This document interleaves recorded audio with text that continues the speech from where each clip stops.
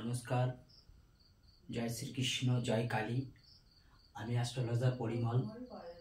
আজকে আপনাদের সামনে যে বিষয়টি নিয়ে বলবো সেটি হলো আপনার ভাগ্যের তালা খুলবে কে, আপনার ভাগ্যের দরজা খুলবে কে। দেখুন, আজকে যেহেতু তালা কে খুলবে, কোনো মানুষে খুলবে না, যেহেতু এটা জ্যোতিষ, সেই হেতু এটা কিন্তু গ্রহ সম্পর্কিত বিষয় থাকবে। তাতে আমাদের ভাগ্যের তালা খুলতে পারে কি? দেখুন, জ্যোতিষ শাস্ত্র, আমরা যারা জ্যোতিষ সাধক তারা সকলেই কিন্তু জানি যে আমাদের ভাগ্যের তালা কে খোলে? রবি আর কেতু। রবি আর কেতু আমাদের ভাগ্যের তালা খোলে, তালা খোলে খোলে।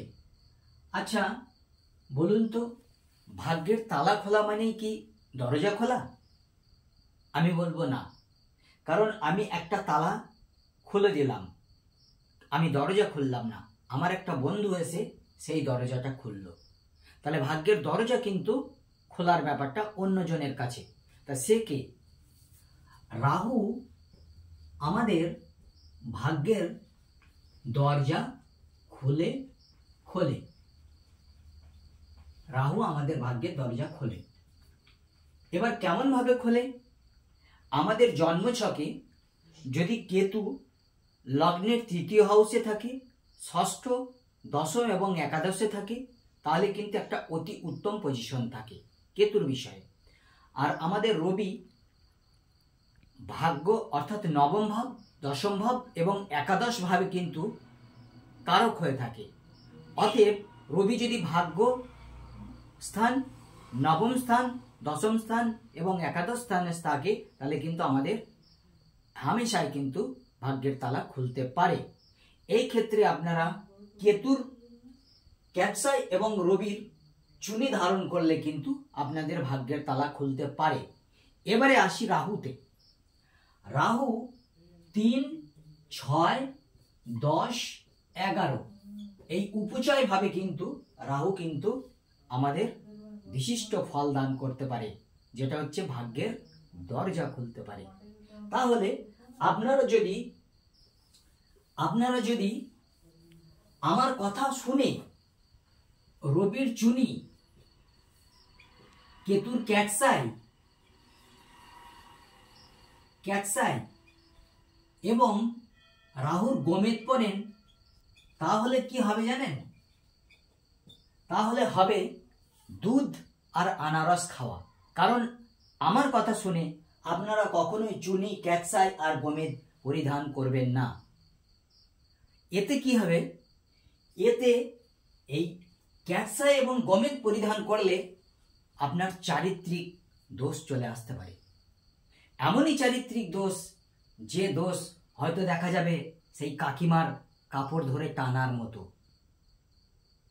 কাজেই আমি বলবো, আপনারা চুনি ধারণ করলে ক্যাটসাই ধারণ করতে পারেন, কিন্তু গোমেদ ধারণ করতে পারেন না। তাহলে গোমেদ যদি ধারণ না করি, তাহলে আমাদের ভাগ্যের দরজাটা খুলবে কে? সেই ক্ষেত্রে আপনারা আসুন, আমি যে মন্ত্র এখন পাঠ করতে চলেছি সেই মন্ত্রটি আপনারা যদি পাঠ করেন, তাহলে কিন্তু অবশ্যই ভাগ্যের দরজা খুলতে পারে। মন্ত্রটি কি? রাহুর প্রণাম মন্ত্র। রাহুর প্রণাম মন্ত্র। রাহুর প্রণাম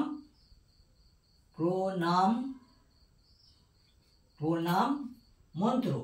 মন্ত্রটা হচ্ছে রাহুর প্রণাম মন্ত্র। কি বলবেন?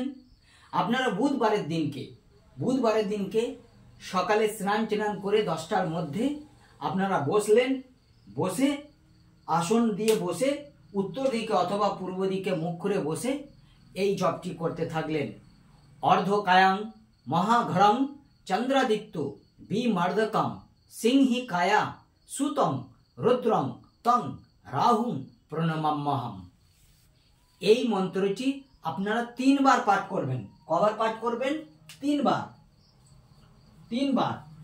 তারপরে আপনারা চুনি এবং ক্যাটসাই ধারণ করতে পারেন।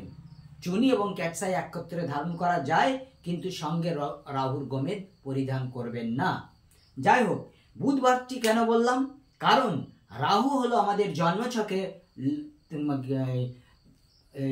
মিথুন রাশিতে রাহু কিন্তু উচ্চস্থ, আর মিথুন রাশির অধিপতি হলো বুধ।